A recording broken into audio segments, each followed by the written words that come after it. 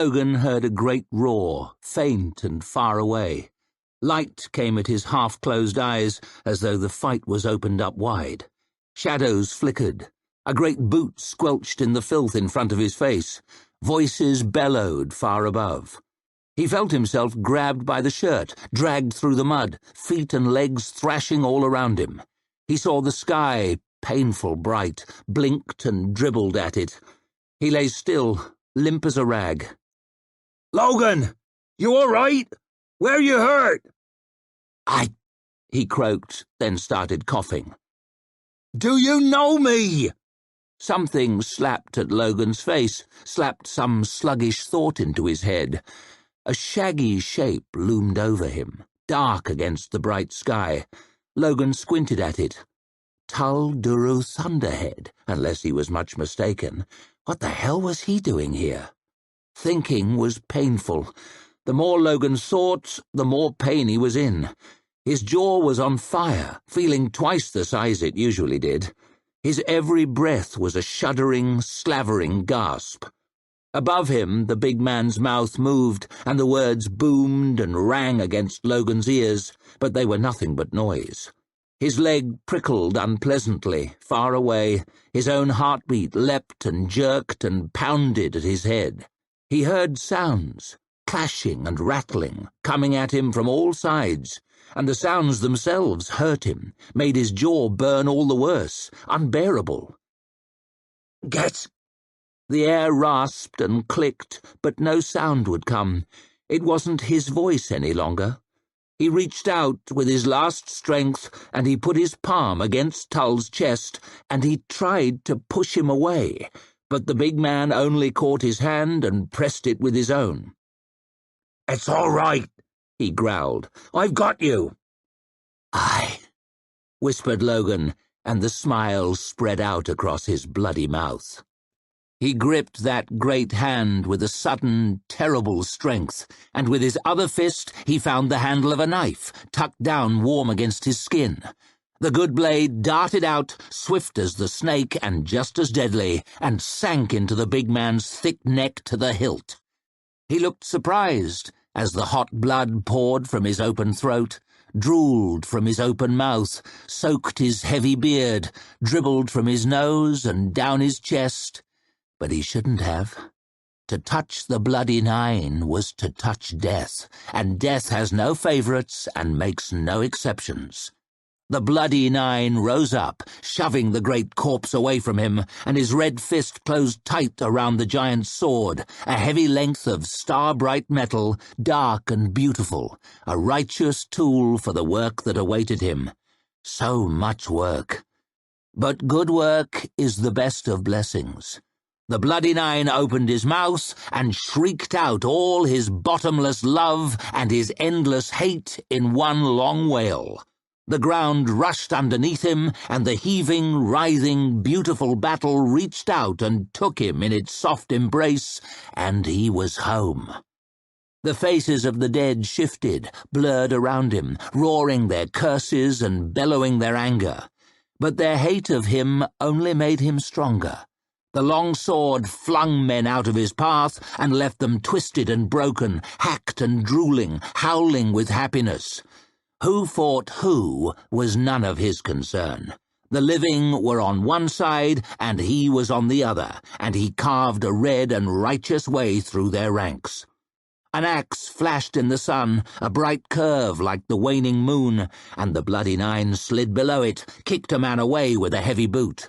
He lifted up a shield, but the great sword split the painted tree, and the wood beneath it, and the arm beneath that, and tore open the mail behind, as though it was nothing but a cobweb, and split his belly like a sack of angry snakes.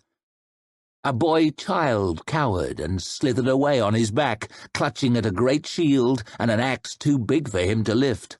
The bloody nine laughed at his fear, teeth bared bright and smiling. A tiny voice seemed to whisper for restraint, but the bloody nine hardly heard it.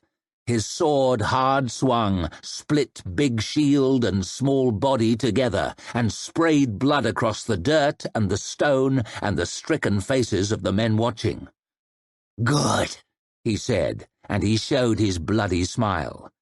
He was the great leveler. Man or woman, young or old, all were dealt with exactly alike. That was the brutal beauty of it, the awful symmetry of it, the perfect justice of it. There could be no escape and no excuses. He came forward, taller than the mountains, and the men shuffled and muttered and spread out from him. A circle of shields, of painted designs, of flowering trees and rippling water and snarling faces. Their words tickled at his ears. It's him! Ninefingers! The bloody nine! A circle of fear, with him at the center, and they were wise to fear. Their deaths were written in the shapes of sweet blood on the bitter ground. Their deaths were whispered in the buzzing of the flies on the corpses beyond the wall. Their deaths were stamped on their faces, carried on the wind, held in the crooked line between the mountains and the sky. Dead men all. "Who's next to the mud?" he whispered. A bold carle stepped forward, a shield on his arm with a coiled serpent upon it. Before he could even lift his spear, the bloody nine's sword had made a great circle above the top of his shield and below the bottom of his helmet. The point of the blade stole the jawbone from his head, cleaved into the shoulder of the next man, ate deep into his chest, and drove him into the earth, blood flying from his silent mouth. Another man loomed up, and the sword fell on him like a falling star, crushed his helmet and the skull beneath it down to his mouth. The body dropped on its back and danced a merry jig in the dirt. "Dance!" laughed the bloody nine, and the sword reeled around him. He filled the air with blood and broken weapons and the parts of men, and these good things wrote secret letters and described sacred patterns that only he could see and understand. Blades pricked and nicked and dug at him, but they were nothing. He repaid each mark upon his burning skin 100-fold, and the bloody nine laughed, and the wind and the fire and the faces on the shields laughed with him, and could not stop. He was the storm in the high places, his voice as terrible as the thunder, his arm as quick, as deadly, as pitiless as the lightning. He rammed the sword through a man's guts, ripped it back, and smashed a man's mouth apart with the pommel, snatched his spear away with his free hand, and flung it through the neck of a third, split a carle's side yawning open as he passed. He reeled, spun, rolled, drunk and dizzy, spitting fire and laughter. He forged a new circle about him, a circle as wide as the giant's sword, a circle in which the world belonged to him. His enemies lurked beyond its limit now, shuffled back from it, full of fear. They knew him. He could see it in their faces. They had heard whispers of his work, and now he had given them a bloody lesson, and they knew the truth of it, and he smiled to see them enlightened.